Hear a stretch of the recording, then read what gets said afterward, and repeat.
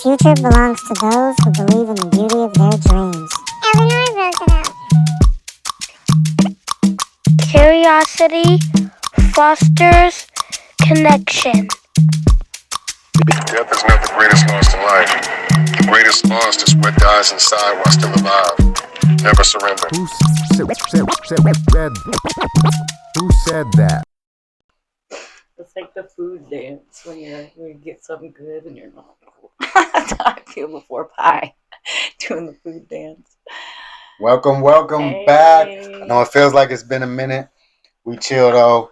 It's been a good week, good energy. So let's get right into that quote, because I know y'all wondering what the quote's going to be. It is, you must never be fearful about what you are doing when it is right.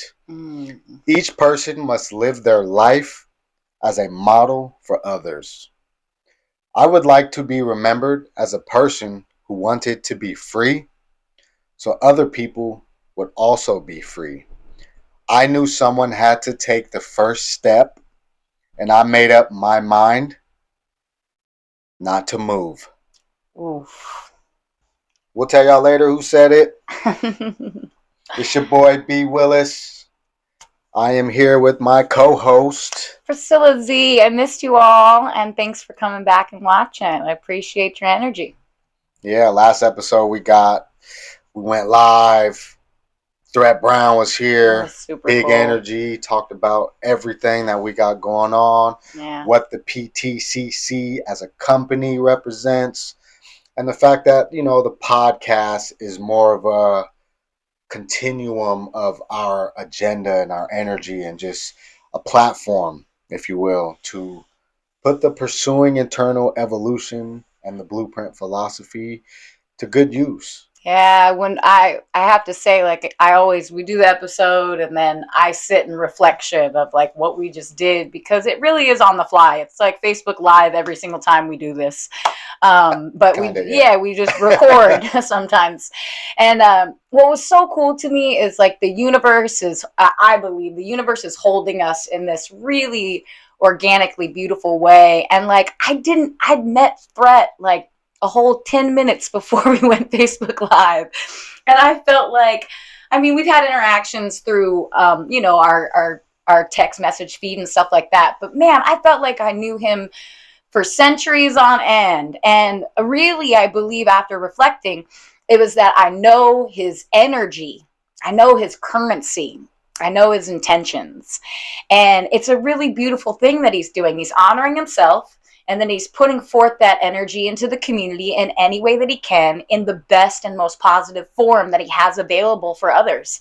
And he also protects himself. He protects his own currency. He doesn't allot it to people that he doesn't truly believe he wants to invest in. And he does invest it in the people that are worthy and deserving. Like he was talking a lot about the adolescents and the youth in our community. And that's something that I hope that we pivot towards too, because really we got to lay some foundation work, because when we're old people, man, those are the folks that might be wiping your tush.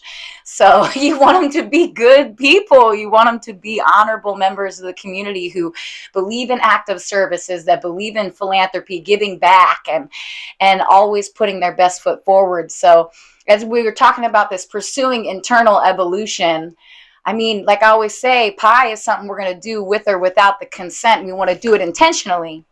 But I kind of like the idea of honoring the concept of being an example, because I really do believe that the currency that we're gifting and the example that we hold is going to make a ripple effect that it just is absolutely unstoppable. And that's something that, in reflection on the last episode, I really sat with. Yeah. And what he does for the youth, I'm a firm believer that preventative measures are awesome. It's great to be in a space where you can take a vaccine for something and not have to worry about getting it versus going through it the hard way and then trying to find a cure. So when you're talking about the innovative ways that he is helping develop the youth. To me, that's like a vaccine before they get to making irrational decisions. They're giving the tools ahead of time and not after the fact. So that's super dope what he does. I really appreciate it. Also, we have some shout outs that are due, to some people. Atana Morel, she says, I love your program. Thank you guys. I appreciate that. Appreciate your continued engagement. You're watching. There will be more episodes to come on a regular schedule. Don't know what that schedule gonna look like, but regular for sure. I have some more comments from Atana as well. She said, I love the blueprint. Great work being Priscilla. Looking forward to becoming my best me for myself and others, which is, again, that blueprint concept. You got to start with you, and then from there you get to filter out so much more to the community in the way that you want to present yourself, owning that narrative. Another big shout out is to our dear friend Sarah. She wrote on one of the episodes, a dream board is in my near future. And I actually connected with her personally about this. And what's really cool is, man, I've watched that woman transition in, incredible ways. Like things that it takes 20 years to accomplish, she's just rolling one after another, getting things done. And what's really interesting is she's got a lot going on. She's got a lot of different people that she loves and a lot of different goals that she's going to accomplish and a lot of transition and change in her life. And when we're thinking about that, man, that can be chaotic to keep all up in your brain. It can be hard to manage all of those different compartments of your incorporation, who you are as a true business representation of yourself. And a dream board, after we talked about it, is a great way of relieving and releasing the pressure of managing all of that in your mind and putting it into something physical to really see. It not only helps you organize your thoughts, but it creates a space for you to perpetuate things that you might not even be able to manage because it's so jumbled in your mind. When you start to put it out, it becomes easier to be like, oh, wait, there's something I didn't see that I could do. And the artistic set of creating a dream board, I think, enables you to do more than you would if you had it all stuck in your mind. No, facts. I just had this conversation with my wife via text. We were talking about, sometimes when you have partnerships, I'm a firm believer in you bring your 100 and someone else brings their 100. 50-50 is, for me, doesn't exist. It's not real. It's not. Because we aren't equal in the energy we have. We aren't equal in the things that we're capable of doing and the attributes and characteristics that we bring to a relationship. You can only bring your best version of yourself to your half of any relationship and that person as well. But long story short, when she was talking about, and I'm sure a lot of people, when there's one partner that works a lot and is really ambitious, the other partner is feeling like there's a lack of time involved with them. And rather than take it personal, I kind of told my wife, when I was incarcerated, I had a vision board and I had a plan, and I can go back into these papers and these things that I have like in my garage somewhere and look at these things written in pencil on paper that have come to fruition because I stuck to that plan. I am manifesting something that I wrote down. Some of it was 4 years ago, like literally, and some of it was a couple years ago. But the only difference in my life right now is when I wrote this plan down, obviously I didn't know the Priscillas or the Stephanies or the Jerrys or the Josh Smiths that I was going to meet. I just wrote down, this is what's going to happen. This is what I want. This is the path that I'm taking. And I'm going to be open-minded and available to accept all these opportunities. Yeah. And when the doors were open, I ran through them. I didn't give them time to close or I didn't try to miss any opportunities. And so that dream board / vision board, it's a very key piece to moving forward. If you're a planner, if you're somebody that really has big goals and dreams and you want to take the steps towards them, put it down, visualize it, draw it, make a collage, right? Your vision board could be a bunch of paragraphs with circles, whatever it looks like to you works. It has to be for you. Yeah, it's so interesting. I'm always living in my visuals, and all of that just brought in a whole world of things that I've experienced. But one thing that's sticking out to me right now is radical self-reliance. Okay, the concept of radical self-reliance and these vision boards and how that kind of goes in intertwines, like you're saying, like you had to envision all sorts of concepts. Well, you were on your own and you're bringing your 100 to the table, and we don't want to do that 50-50 split. So there's something I know a lot of people know about it. It's called Burning Man. And I've been to Burning Man, and the big core value of Burning Man is radical self-reliance. And it's because if you go out into the middle of the desert and you're not prepared for it, you will get hurt. You will not make it. It will not go well for you. So you have to be radically self-reliant in what you're doing and your planning and your vision board. And it's a very artistic process. And some people, they plan all year long to get to the point to where they're safe. And like, it comes down to like your shoes, and because of the weather there, it could you could get dehydrated in a very small amount of time. And when I went to Burning Man, I had a day there that was really beautiful. I got to spend it with a 6-year-old. It's not a lot of people get to spend a day at Burning Man with a kid. And I did. And on this magical journey with this 6-year-old in the middle of the desert, I believe it was on the 6th day there in the middle of the desert, I got to eat a popsicle, an otter pop. Okay. Now, how the hell, when I was eating that otter pop, I thought, how magical that I got to eat this frozen otter pop in the middle of the desert. On day 6. On day 6, right? How is this even happening? And what this did for my mind was unreal. Now, the truth is that there was somebody who was radically self-reliant. They planned out that popsicle's life. They got that popsicle to survive to day 6. And then they gave it away. They had figured out a way to showcase survival of a popsicle in the middle of the desert, and then they gave a gift that was beyond just a silly little popsicle. And that's kind of what the concept of Burning Man is all about. Is you bring in your 100, you come in with everything that you've got for yourself to survive, and then when we're all together in this big community, I mean, when I went, I think there was like 75,000 people there. We had everything and anything we could possibly need.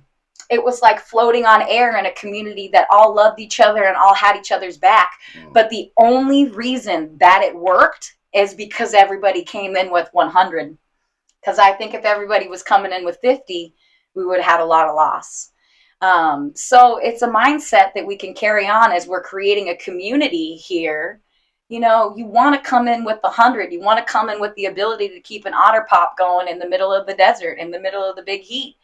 And then when you accomplish those goals for your just self and your vision board and your dream board, imagine what the heck you could be perpetuating 6 days in, Yeah. I think we have one more comment on there? Yeah, we do. You were talking about one. Yeah, it's actually a really cool one. When I read it, I thought it was really, I don't know, it's special. So let's chat about it. So his name is Ufeds8466. On YouTube. Yeah, on I know YouTube. who this is personally once I read it. It says, "Love you, B. I can say my man did a full 180. I can say he was someone that you didn't want to anger unless you were ready for a fight. Now seeing how B is, I can vouch that my man is totally reformed. I hope everyone can see what I see and let my guy be off paper, because he is no danger and definitely a reformed, upstanding citizen." Sounds like somebody is interested in supporting your narrative. Yeah, I already know. Big shout out to my bro. You know who you are. Appreciate it. And you're right. Like, it took a lot of failures, process of elimination, which kind of leads to the day 5 read that I'm going to read right now. Keep Effing Going, our book written by Joshua Smith and Jordan Davis. So we're going to get into day 5. What that says right now is, where we at? Yeah, this book is super dope. I'm glad we started over too. Yeah. You know what's funny is the first time I read the book, I didn't think it had colored pages, which is weird. And then this second round, I've been like, what in the color? So something must have changed in my eyes. Yeah, perception is everything. Yeah. All right, so day 5, embrace failure. Failure is not the end. It's just a detour on the road to success. Don't be afraid to fail because that's where you learn the most. Embrace failure and use it as a lesson to help you grow and improve.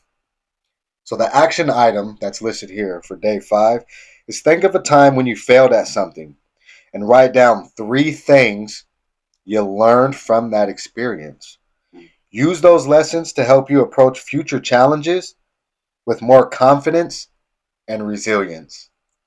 Love it. I love it. I think I've talked about this before, but in kindergarten, I got a little note on my report card and it said, Priscilla needs to learn that just because she messes up when she colors outside of the box a little bit, that the project doesn't have to be done. And the way that I worked in my mind, for whatever reason, maybe I came that way, was that if I wasn't perfect right on the first bat, if I failed at coloring in a project at 5 stinking years old, I was done with it. For sure. And that perpetuated a lot in my life to where I wouldn't even do things if I knew I was going to fail. Like playing a game, like board games and stuff, man, I couldn't stand playing board games growing up because I'm either going to be the best at it and I'm going to win or I ain't playing. And I probably missed out on countless opportunities to grow and to learn games and how to play with others in situations just because I wasn't available to accept failure. Right. Now, the truth is life hands it out. Life hands out failure all the time. And eventually I started to grasp this concept and I shared it in a parenting class recently with B. But in terms of failure, your success rate, it's 100%. Every time you fail, you gain something, you learn something, and then you successfully grow from it. And I think that's the concept of PIE. So I'm up for failure. It's okay to fail. And I think even sitting down with this in this special way could be a nice way of relieving yourself of feeling the pressure of failure being looked at in a negative light. It can actually be a very positive thing to help you gain more skills and tools. Yeah, and make sure y'all support the nonprofit Our House Who Gives. Keep Effing Going. You can get your book on Amazon, or you could go to the Keep Effing Going Facebook page, and there's a link right in the page to go ahead and get you a copy of this book. So you guys can follow along with us or read at your own pace. That's going to take us right into our daily challenge cards. Oh, this is fun. Did you do this on purpose? Actually, I'm just not reading it. Well, this is hilarious. Okay. Yeah. Better than us yesterday. Get the party started. Let's see what kind of challenge this is. Oh, this is hilarious. It says better than yesterday, 114. I'm glad I got this card because I got good clarification for it. Drink tea today. What a dirty challenge. But I know what they're coming from. So tea improves the memory. Plus, you won't get that caffeine crash later. And so from a personal perspective, I will share with you all. Although I do not drink negativity, okay, right. I don't pour out the vibes of tea to others. I don't like that. And I even write down, even on TikTok and stuff like that, I just scroll past the tea. Who needs it? It's a vibrational issue. But I don't like coffee. I think coffee is a really interesting thing for me personally. It makes me want to take a nap eventually. It does the opposite for me in ways. It may give me a jolt for a second, but then it makes my body feel a little sunken down. And I am surrounded by people that drink caffeine, coffee all the time. And I don't. But I kind of liked the idea of a little zip in my step, Thought that was kind of funny. So, and something that I wanted to obtain. So I drink yerba mate, and I drink that every day. Actually, look at that. It's right here. But it's basically it's like kind of a form of a green tea, and it gives you a great euphoric energy. It's also great with there's antioxidants, there's things for memory, like rehabilitation, and there's all sorts of different medicinal values that tea can offer you. Downtown Olympia, we have an apothecary. It's right next to Radiance, and the apothecary has tons of pre-made teas that you can purchase. There's also a tea shop across the way that has some pre-made teas as well. And those teas can do everything from help your digestive health to helping your respiratory needs. There are things for liver support. And there's even things just like for women, for menstrual cycles, for hormone balancing. Like essentially there is a tea out there, and it was the original medicine of our land. It's how we started to heal. There would be medicine women whipping up their brew and their tea, and that's what they were offering and gifting to others. It wasn't until later that the concept of like negativity was dropped out, and it was a word play that eventually we all kind of adapted to. So I do highly suggest to drink tea because it does lift you up without dropping you down. And that's kind of what we want rather than, just don't drink that negative spiritual tea. No, negative. When somebody's trying to bring you to trash on somebody else, because that's poisonous tea. And it feels like crap. Yeah, it really does. It's not a good feeling. So it's not the tea we're talking about. Yeah, that's the good tea. Yeah. So my card, better than yesterday. Long time no see. Does it feel like it's been a long time since you guys seen us? A little bit. All right. We'll get better. Reconnect with an old teacher or coach from your past. Look back to look forward, and thank the people who helped you grow and mature. I love that. That's actually really interesting. Yeah. I really like that concept. And whenever I read these cards, especially because we're reading them like as we go, you're hearing them for the first time, I'm starting to think about like who am I going to contact? Because part of this is not just reading the cards or reading the pages of affirmation, truths, and celebrations. It's about when we get done recording, I personally try to apply practical application of the concepts and the cards that we read every episode we record. Yeah. So I'll get back to y'all. I'm going to reach out to somebody as soon as I think of a really good one. One thing, an opportunity to suggest is, so like, I call it the duck, dive, dodge.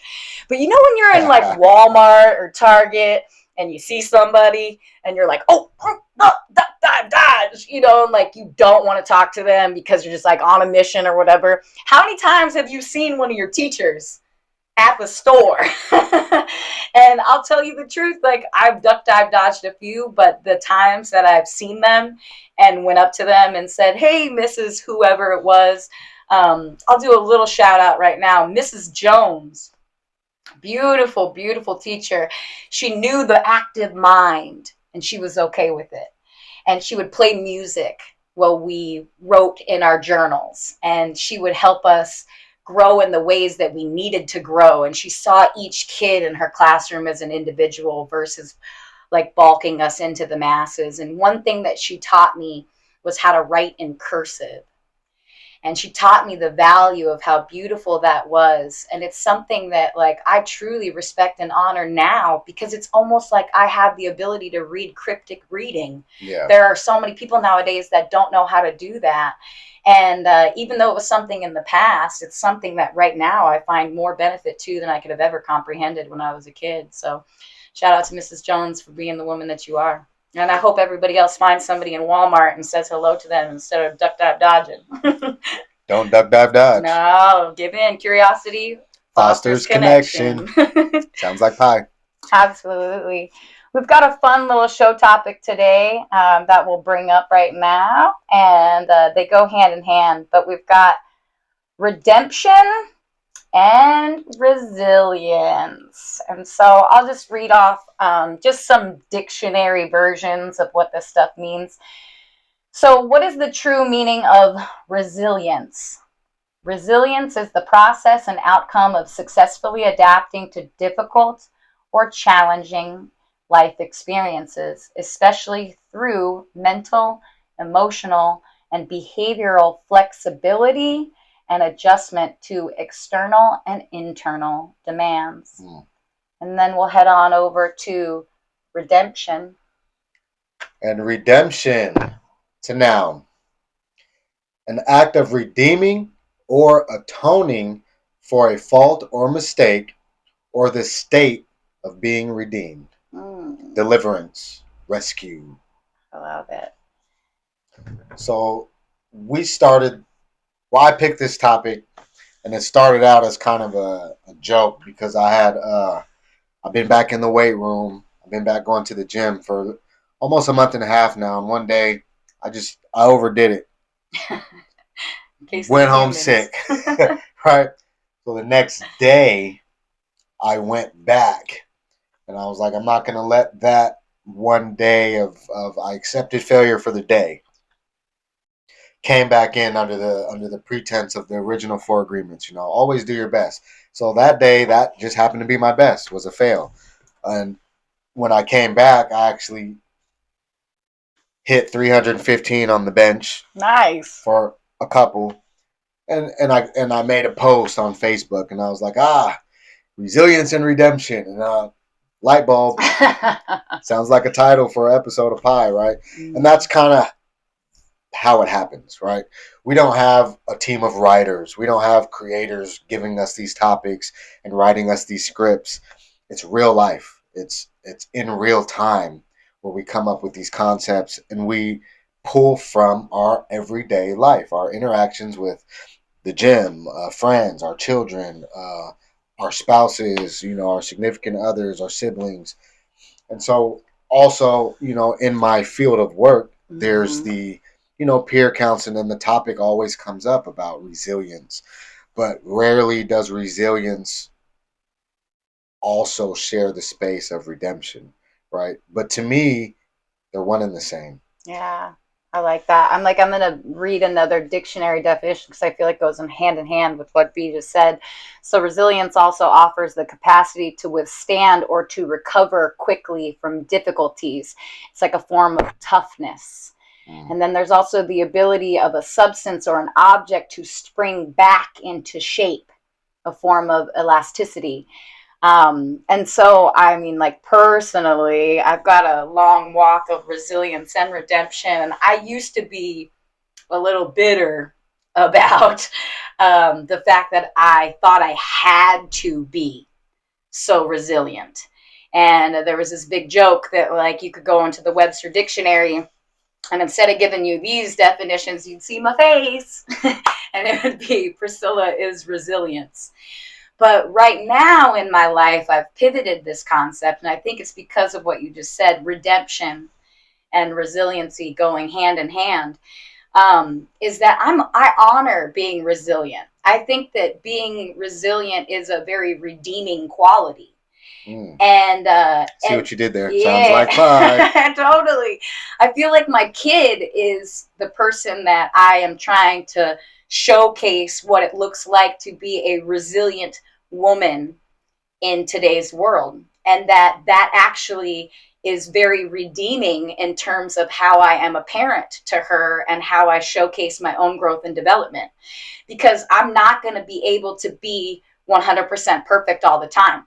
It's impossible. I'm going to have reactivity. I'm a normal human being. I'm going to flex on different feelings that come along in the big book of feels. But I can always take whatever it is that I'm handed, and I can turn it into a resilient growth experience that shows that I can redeem myself. And yeah, I mean, if that doesn't stand for PIE, I don't know what does. Like, that seems like a very core value, a foundation block. No, for sure. Like, take a moment right now, while you're listening, and just give yourself some grace Yeah. and allow yourself some redemption for whatever it is. Anything that you find yourself beating yourself up about lately, think about where you were opposed to where you are now. And then also like where you want to be and the fact that you're able to have those thoughts and to act on them. All of that is resilience and redemption. Yeah. You know, redeem yourself as soon as you do something. It's kind of like when I'm pretty sure it's Don Miguel Ruiz breaks it down to like the way that humans, us, beat ourselves up Oof. and punish ourselves 101,000 times for a thing that we do.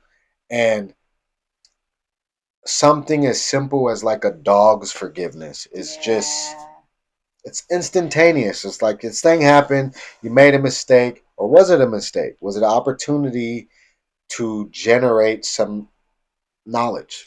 Yeah, there's something called the fear shame. It's like the guilt cycles, the fear and shame guilt cycles.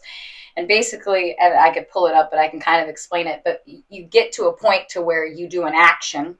Okay. You're usually triggered first. You get a trigger of some kind, then you get an action. Your action might not be something that you stand by all the way because you're a human. That case of the humans happens to all of us. I know we'd like to be these wonderful little robot beings, but we sure as heck are not. And then after you do this said action, then you have fear behind what you did because you don't know if it'll be approved by society, the people that you're interacting with. Then you realize maybe what you did isn't something you stand by. So then the shame and the guilt comes. And then when we do shame and guilt, we end up feeling like we don't belong or that we're not worthy. And so then we step into isolation and then self-deprecation, which usually ends up in more triggering responses, which then leads you back to the wonderful yet not that wonderful guilt shame cycle. And so when we talk about like going back to like an old form, having resilience and like coming back to like your best form, is just because you hit a guilt shame cycle, okay, that doesn't mean that's who you are. That doesn't define you. And you have the ability in your resilience to grow and then redeem yourself. And I would much rather get tripped up on a resilience redemption cycle than a guilt shame cycle. That sounds a lot better to me. And one thing that you can do for yourself, I've been doing this a lot lately, and I could get a little misty right now thinking about it, but everybody needs to look at their 5-year-old self. You all have that. And that's what we want to honor when we're thinking about resiliency and we're thinking about redemption. It's like my little girl, like I don't want her living like us adults, you know? I don't want her sitting in the guilt shame cycles. That kid does something like a puppy. And right away, she still knows she's a good person. She still knows that she's lovable and that she has value. And I admire that in her. It's beautiful quality to have. So go into your pictures, and I've done this recently, and find a picture of you when you were your 5-year-old self. Find one when you were a baby too. So I have one when I'm a little tiny bobbler and I'm just wide-eyed and I don't know nothing about what game I'm headed into. And then I have one when I'm about 5 years old. And that little girl was ready to see the whole world ahead of her while still holding on to the bobbler stuff that was going on before, that baby stuff. And she's right in the middle of where she was going to head. And like I said, I talked earlier, good full circle, but that 5-year-old within a few months was worried to color outside of the lines. And that's sad. That's a bummer. So yeah, it's funny you mentioned that at the age of 5 is when I was doing a little child psychology studies and stuff. It talks about the ages 0 to 5 are the ages where our core belief system 100%. Is written. Our binary code of operations, it's written during this 0 to 5 stage of our life. So your child's development is very important between those years of 0 and 5. Yes. Because after 5, they say we don't remember where our core beliefs came from. So those core beliefs get written in or programmed in, whatever visual makes it easier for you to understand kind of where I'm going with this. And then we get older and we hold on to these core beliefs and we don't even know where they came from. So as we get really older or we come across a mentor who's like, hey, whose voice is that? Like, right. Do you believe that? Or does somebody else believe that for you? Right. And therefore you've been running around with this narrative this whole time, but yet your own actions can contradict the narrative you have about yourself. Absolutely. And to me, that's mind-boggling. You know, I had a friend I had this conversation with, this dialogue, and I talked about it on the last when we went live. But to have somebody say that they're this thing out of their mouth because they believe a narrative, but then ask them to identify what it is that they've done over a course of almost 2 years, right? Which contradicts the narrative that they have for themselves. Yeah. So then I had to ask her, so what's your narrative? And are you okay challenging your narrative to reflect what you're actually about and what you're actually doing? Because people will put anchor type narratives on you. They will weigh you down with their opinions and their negativity. But if you do not agree, then that is not what you are. Absolutely. We are what we agree to. We are what we agree to. So sit with your 5-year-old self and think about the agreements that you were making with yourself before you took on the agreements that other people told you to take on. And honor that. Honor who your true self is, because it's a beautiful person. I think on the note of agreements, too, we could probably head to some cards if you'd like. I guess we can. So yeah, this is the time where we will go into the 4 agreements. We have some cards to share with you. I will start with, don't take anything personally. Relinquish self-importance. Personal importance, or taking things personally, is the maximum expression of selfishness because we make the assumption that everything is about me. I have done this. I have done this. Yeah, absolutely. And I think it's so interesting because you really do feel personally attacked by everybody when you're living in the opposite of what that card states. You feel like everybody is operating because they're trying to hit you up for hurt. And the truth is most people are just walking around with their own set of lessons and pain bodies and experiences, and they're just living their life. And then you happen to be around while they're living it. But I don't think that they're intentionally doing it to you. So stopping, thinking about it, taking a breath, probably the best way to navigate that. Right. And pivot the concept, because you cannot take things personally. You can, but it's probably not good for you. It doesn't feel good. I'm like, my card is so funny because the earlier one was get the party started, which was a little, we don't want to drink the tea, but we do.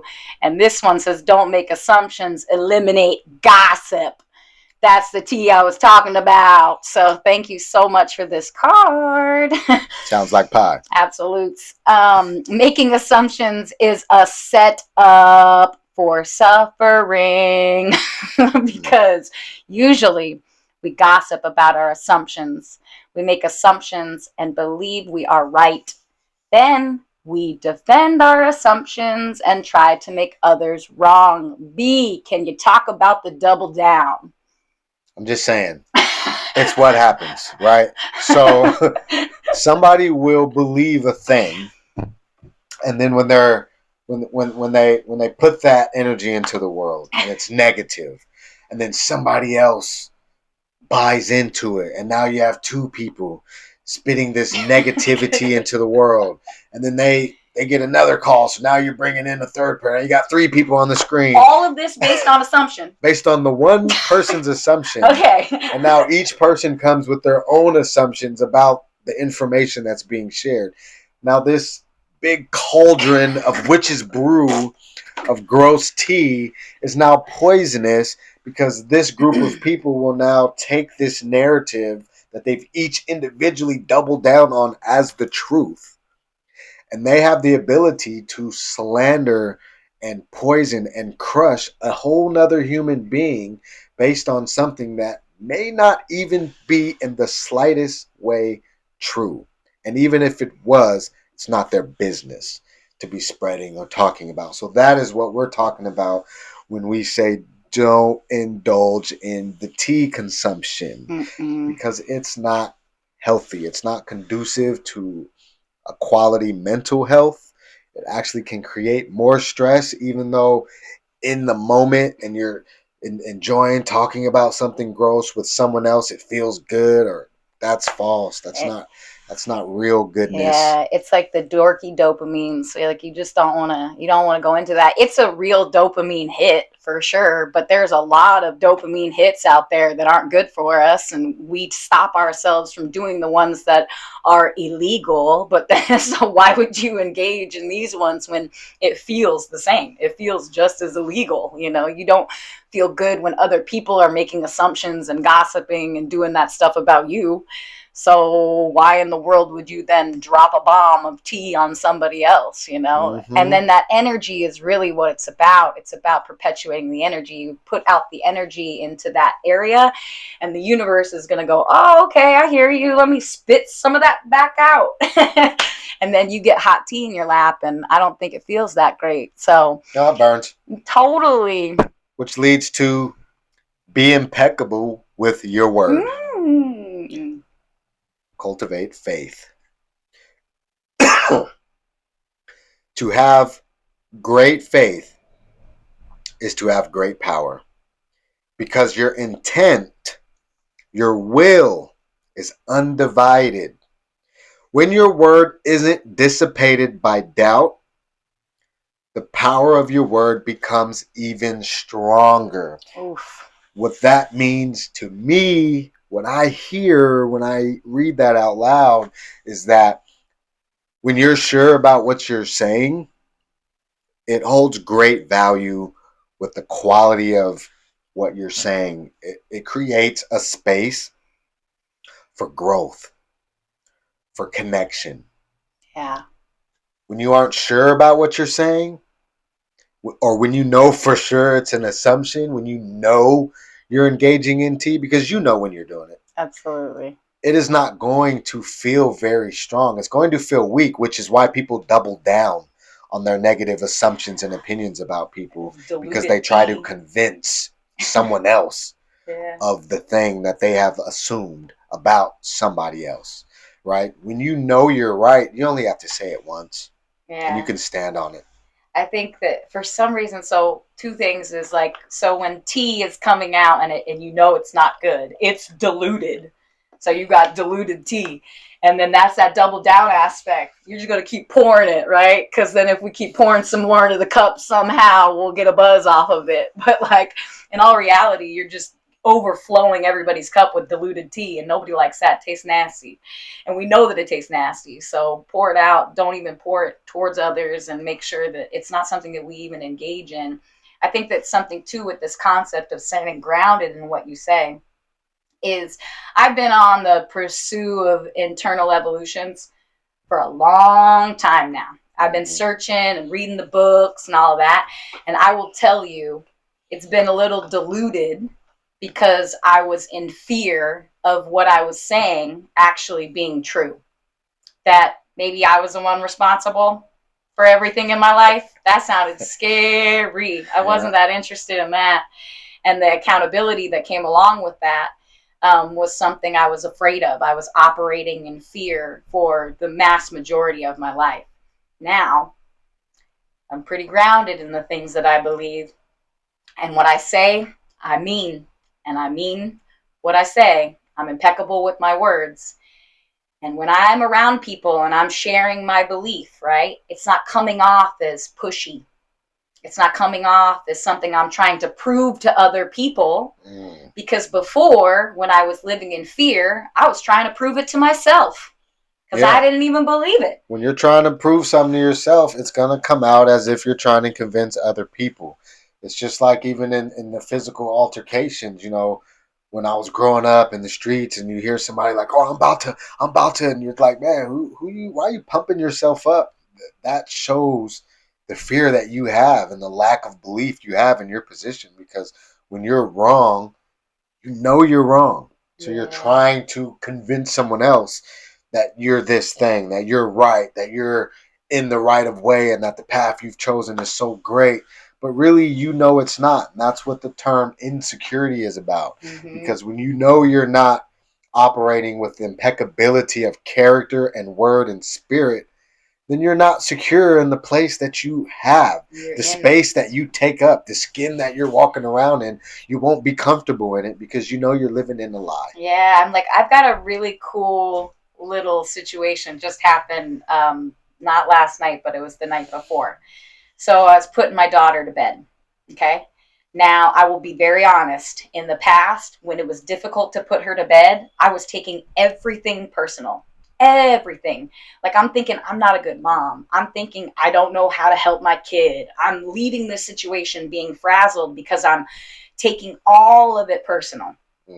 Now, this last time, day before yesterday, and it's happened more than just this last time, but I put my kid to bed and I came back to a group of people and somebody made a comment and said, what just happened? It's like you came back from like a meditative experience. I was like super grounded and calm. It was like really, I had energy that I was holding in myself that was really like, oof, goodness, right? Sounds like pie. It was pie. And this is what I did. My kid was in a new environment. She had a lot of overstimulus happening. We were staying at a hotel. She was excited. There was a lot going on. She had a really good day that amplified her emotions and her feelings. She had been eating a lot of sugar and not a lot of protein. Her body was imbalanced. These are just things that happened because we were living our life and we had a great day and she had a ton of fun. But it's very difficult for a 4-year-old to simmer down after a day like that. And I laid next to her, and a couple times she said some things that were a little mean. I'm not going to bust her out about it, but it definitely was some sharp tongue. And the whole time I said, oh man, you got some big feelings. Sounds like you had a big day. And I just sat there and I didn't take it personal. That kid wasn't trying to come at me. She was processing a really long day. And as I was laying there next to her, and she fell asleep, which at first she said her prayers with resistance. And she was huffy about them and even making jokes, which was funny. She was trying to pivot it. I know her and her character. She wanted to have a good day. And then right before she fell asleep, she said her prayers really nicely because she chose to get there. Because on her little 4-year-old journey, she had simmered herself down. And then I got to leave her and feel really great about the experience, even though it wasn't the best bedtime routine we've ever had in all of our days. It was the best bedtime routine that day. And then I, not taking anything personal, not assuming that her words meant more than what they meant to a 4-year-old. It wasn't about me and my track history of being a mom. I got to leave like I was a monk. And I had just been meditating, and it was beautiful. It was a great experience to sit and be a witness rather than trying to micromanage things that were really none of my business. I was there to support her, and I was there to help her on her way and in her journey. That's it. That's true application, which leads right into your next card. I'm excited. Because I like how you said it wasn't the best that you've ever had, but it was the best that day. Absolutely. Which leads to... always do your best. And your best is different, obviously. Every day, all day long. Your best is changing all the time. It's kind of fun. It's cool because it's a woman riding on a horse, but it's also on the northeast southwest motion because it's a wind turbine and it could spin in any direction. And it looks like she might be flying around too and getting, to some people, swung around, and maybe it's a difficult thing, but maybe she's having the ride of her life. You don't know. Her best, though, is to hold on. Right. Your best will depend on whether you are refreshed in the morning or tired at night. Thank you, universe. Your best will be different when you are happy as opposed to upset, or healthy as opposed to sick. Under any circumstances, simply do your best and you will avoid self-judgment, self-abuse, and regret. And that's a really neat way to close what I just talked about. Perfect. We don't even have to speak on it because you led us into it, right? It just happened. Which That's leads really cool. us to the answer.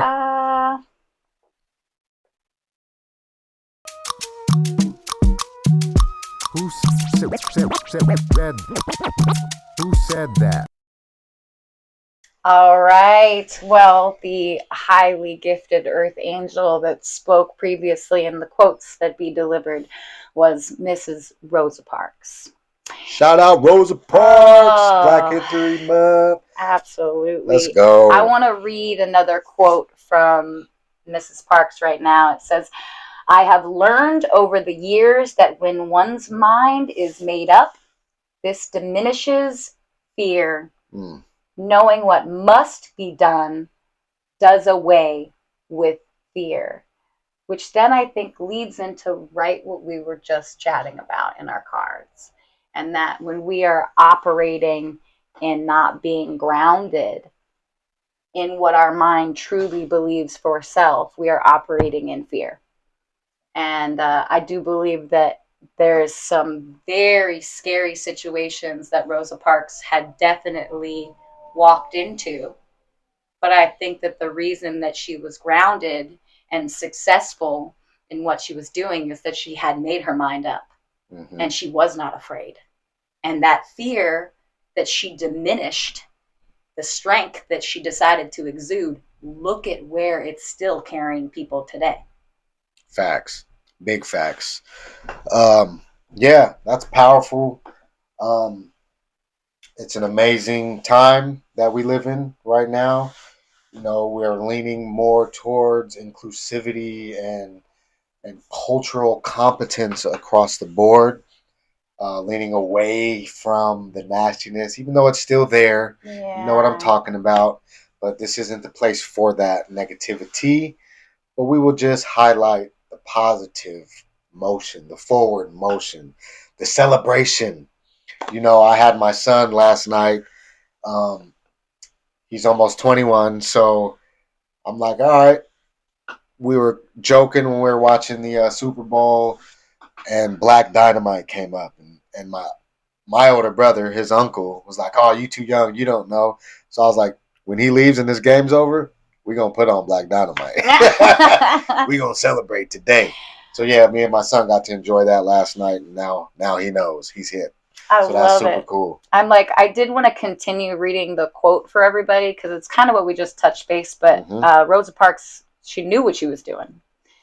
It completes with memories of our lives, of our works and our deeds will continue in others. I would like to be remembered as a person who wanted to be free, so other people would be also free. Sounds like pie. 100%. Her example within her community was something that she wanted for herself, but she also wanted it for everybody around her as well.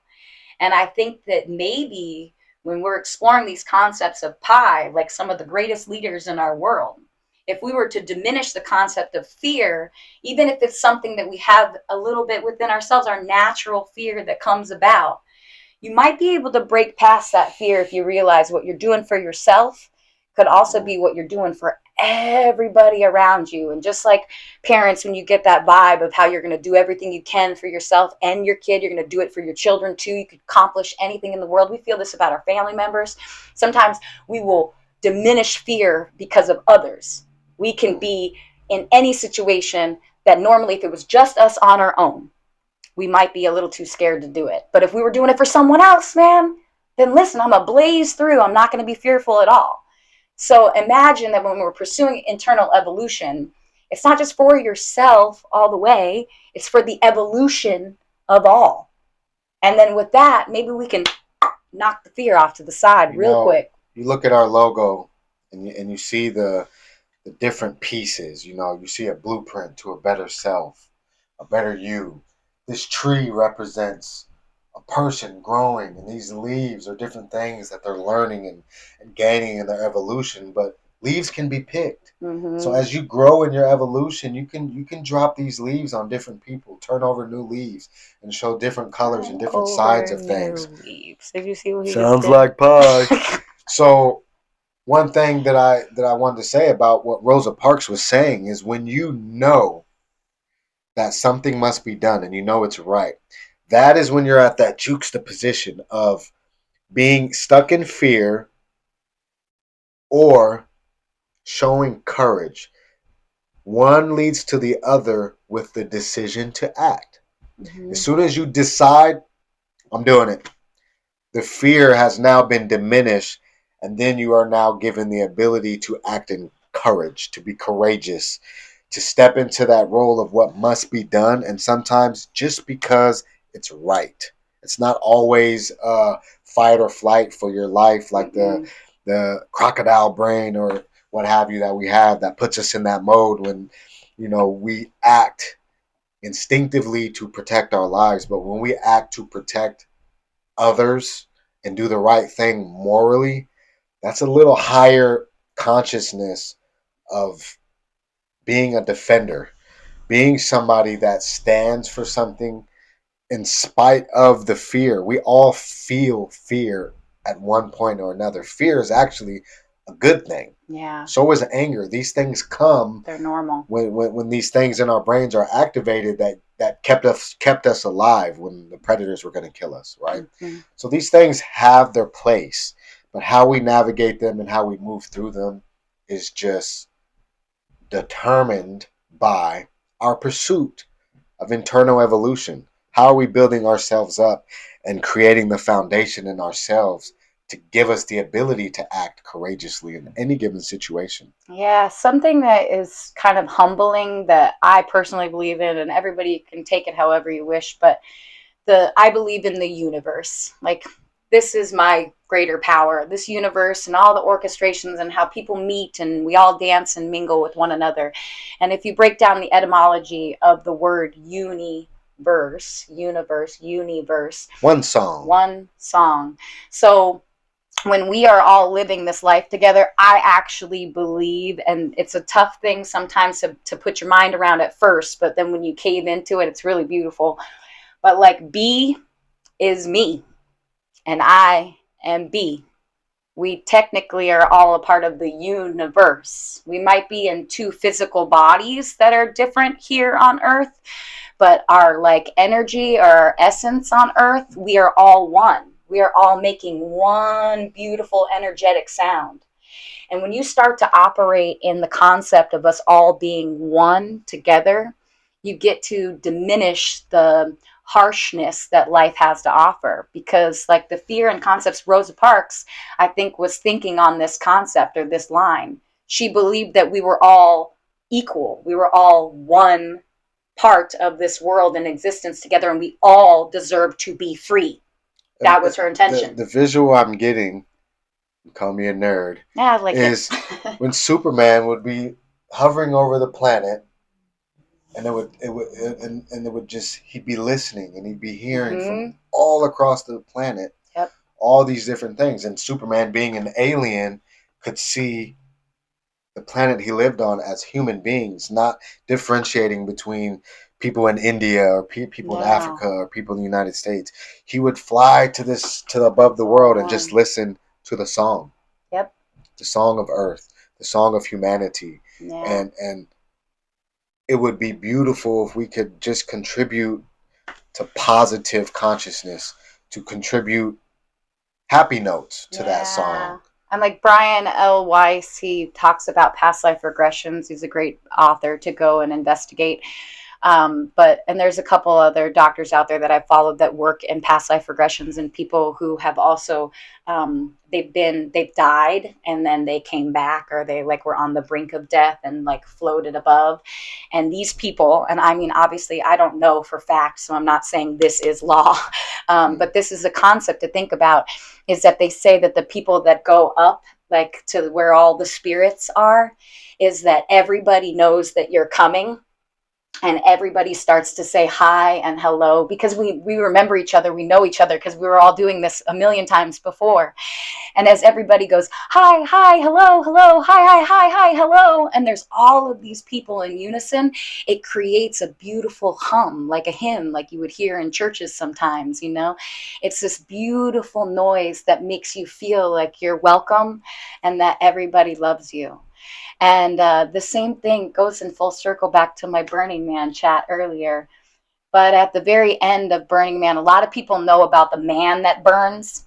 Like there's a man that burns and there's this big party and all this music and it's crazy, crazy vibe, crazy energy. But the next night, the last night that you're there, there's something called the temple burn. And a temple is built, well, the time they have all together there. And then everybody puts in things that they'd like to burn. Some people put a wedding dress because they're divorced, or they put pictures of the people that they've lost because they're closing doors on grievances. And as you sit there, there's like, when I was there, there's 75,000 people all around, and they light the fire. And as they light the fire, everybody starts to kind of cry a little bit. And as everybody cries, it's not the same as the night before when everybody's partying and the great burn. But this great burn is happening. And I think everybody around, they start to all have the same emotion, which is that we're all processing life and we're all grieving in some way or another. And the sound that came from it was just like that sound I think people hear when they go up and they hear the hellos and the highs. It was like a hymn. It was like a beautiful one song. And even though everybody that was there, the 75,000 people, not everybody knew one another, but everybody remembered each other. Nice. And I think that that's really valuable. And I think that leads to philanthropy. I'm really excited. Again, we gotta remember everybody in the game. And so right now, this is from Philanthropy News Digest, is the resource that I use. It's also put on Twitter, so it's something that's easily accessible. It is posted for February 12th, 2024. But Enterprise Community Partners awards $23.7 million to BIPOC groups. So it is Black History Month, and that's something that we would also like to honor in this representation. But it says that Enterprise Community Partners has announced grants totaling $23.7 million in support of 32 Detroit nonprofit organizations with Black, Indigenous, and people of color leaders or beneficiaries. Nice. The grants awarded in this Phase 2 funding will support community development organizations, helping both large, established organizations and small, emerging groups expand community development programs and services, hire additional staff, and obtain additional funding and technical assistance, and access peer learning opportunities. Right. I'm actually just looked up some stuff for Washington State around those, talking about the same stuff. So hopefully we'll be tapping in and allowed to, really go forth with some of the things that we're trying to bring. Well, I wouldn't say trying. We're already bringing them to our community.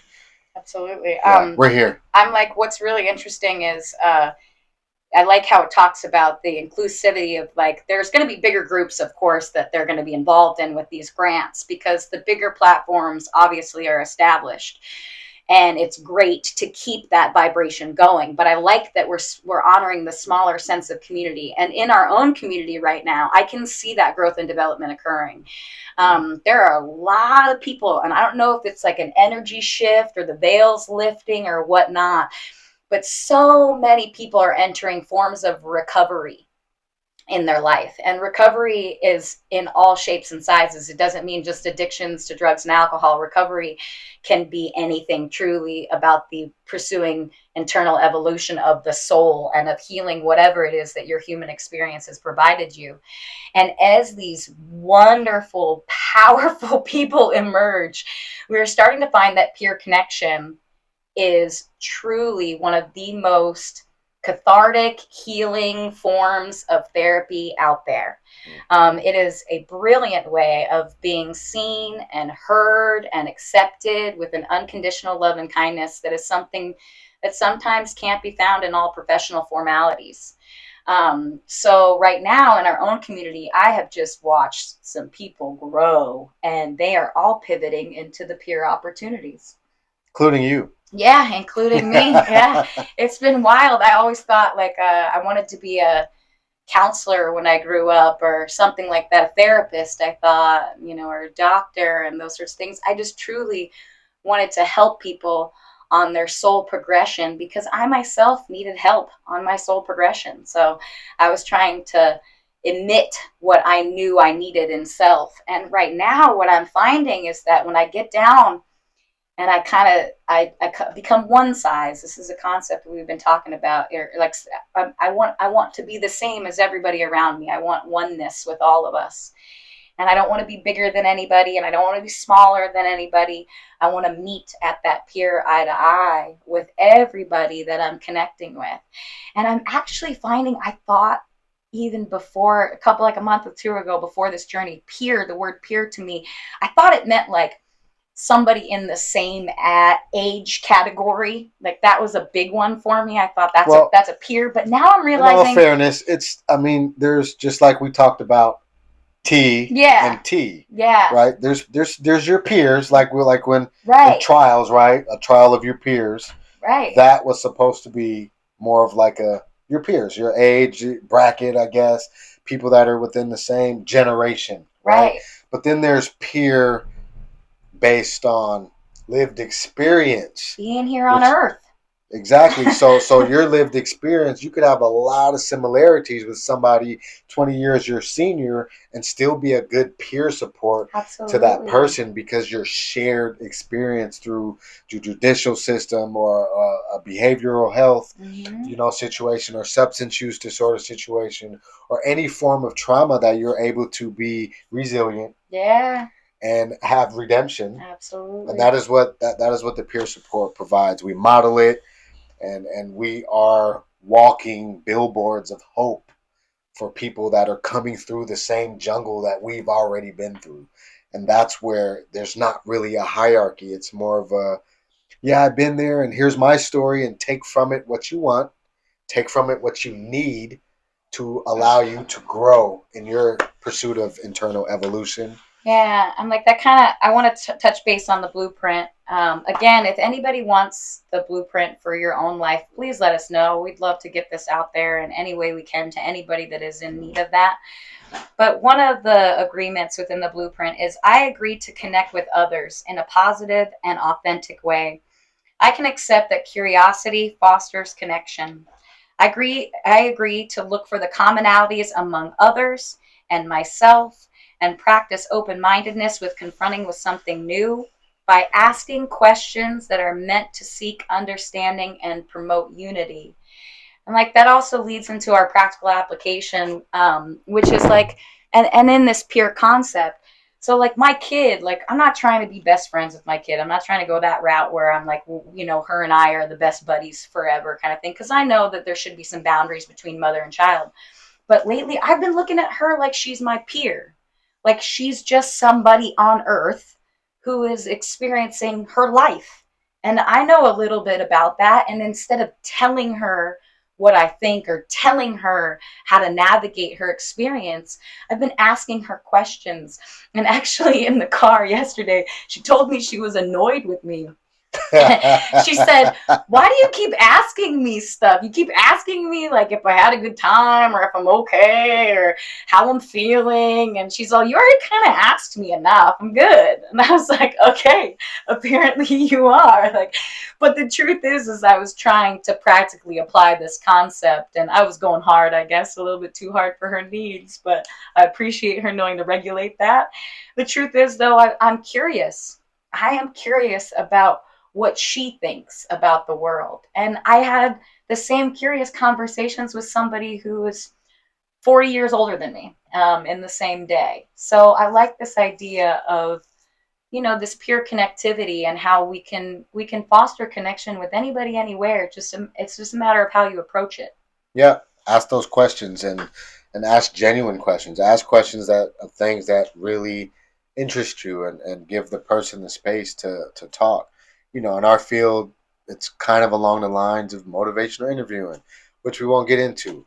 But we're nearing the end. We've gone over our usual hour that we want to keep to within, but it's been a good episode. We haven't been in the bakery in a while, so a lot to chat about. It's all love, it's all positive energy, it's all pie. Yeah. So make sure you tap in. Tell your friends about PIETalk on YouTube.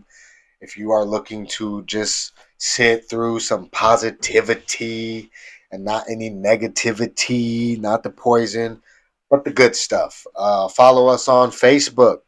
We have a PIETalk podcast Facebook page, and there's also PIETalk Community Connections Facebook public group where we'll interact with you. The documents are on there. All of our certifications are uploaded on there. You can see what we've been doing to pursue our own internal evolution. And also, a copy of the blueprint can be found in the public group. So if you want one, just go there, download it, screenshot it, copy it, frame it, have it for yourself. I'm like, you have the choice in the change. It's up to you. And just remember that as we are choosing to change, because we are all the time, every day, pursuing that internal evolution, we get to decide that we are what we agree to. And I think that that's something that everybody right now should go sit in as you leave this podcast and think about what you really agree to in your life and how valuable and important you are to not only us, but to everybody in your community. Agree to be better, and you'll do better. Absolutely.